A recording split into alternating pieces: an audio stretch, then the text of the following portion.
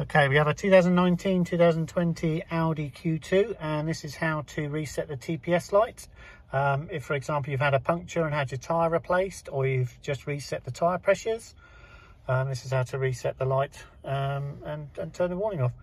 So we're going to need the jog wheel menu button. So we'll be going left to right with that, pushing the middle and turning the knob.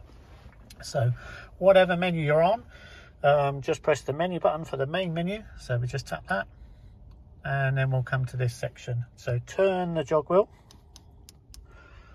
until you highlight car and push the middle of the jog wheel to select car.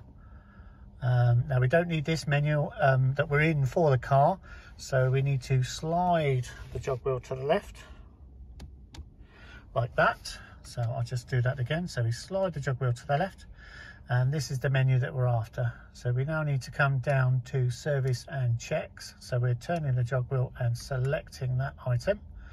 And as you can see, you've got 3 other menus in there. So what we need is the tyre pressure one. So we highlight that and press the middle of the jog wheel.